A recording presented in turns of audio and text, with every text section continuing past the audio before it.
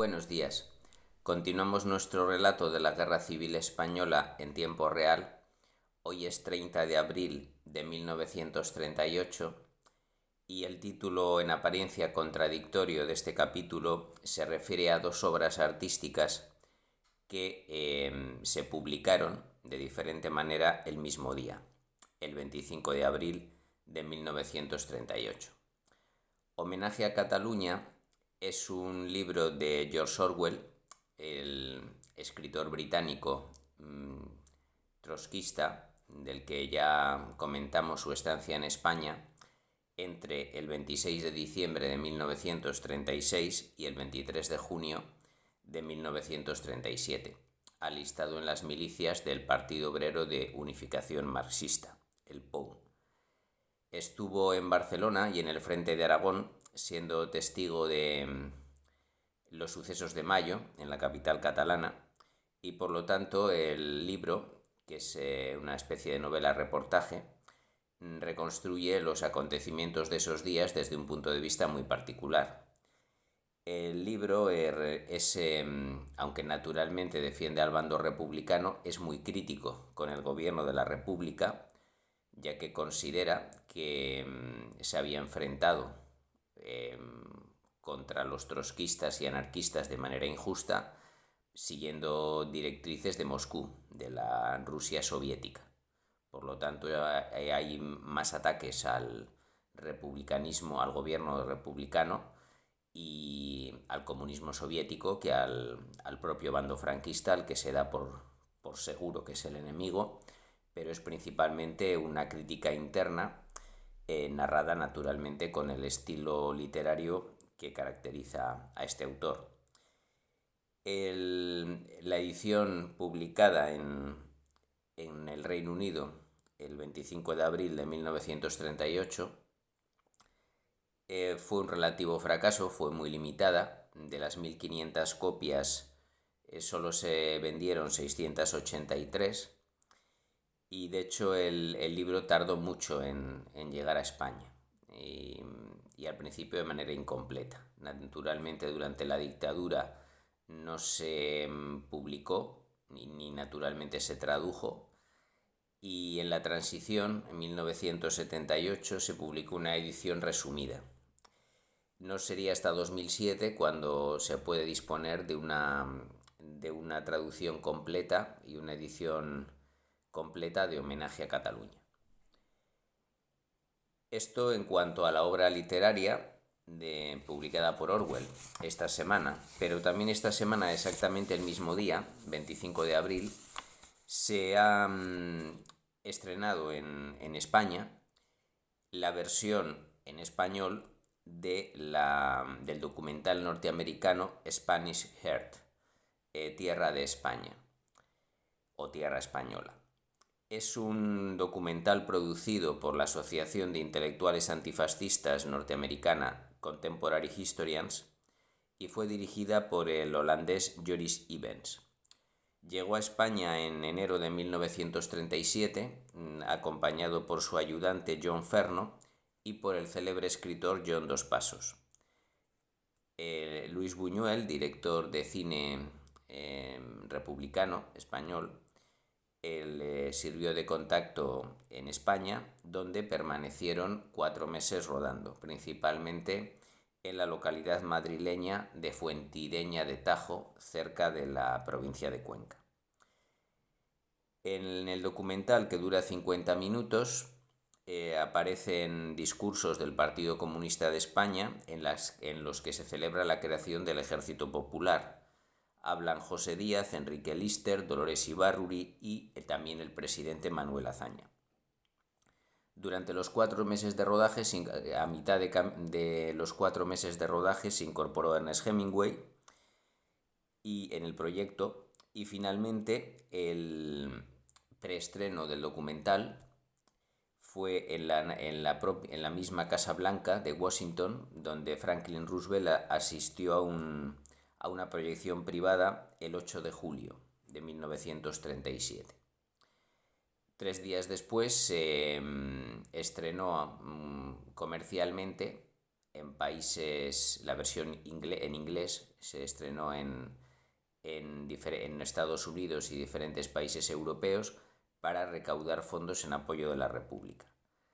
Debido a que se tardó mucho por las dificultades de la guerra en realizar una versión en español del documental, hasta esta semana, es decir, casi un año después de su estreno en Norteamérica, no ha llegado la versión en español a los cines. Concretamente se estrenó el 25 de abril de 1938 en el Cine Fémina de Barcelona y llegaría a Madrid el 23 de mayo.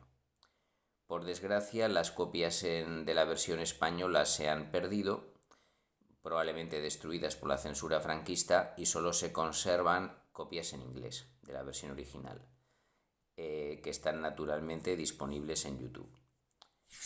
Esto por lo que se refiere al tema artístico-cultural, que es lo más destacado de esta semana, ya que en lo militar el avance de los franquistas continúa por el Levante, concretamente la provincia de Castellón.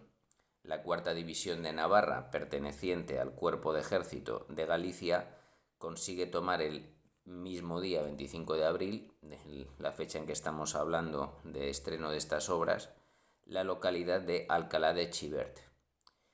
No obstante, esto amplía la cabeza de costa que tienen, la línea de costa que han capturado los franquistas desde Amposta en Tarragona hasta Alcalá de Xivert. Son 70 kilómetros de anchura, sin embargo no avanzarán durante bastante tiempo por esta ruta, ya que al día siguiente, 26 de abril, se produce un fuerte contraataque de los republicanos que frena totalmente su ofensiva durante bastante tiempo.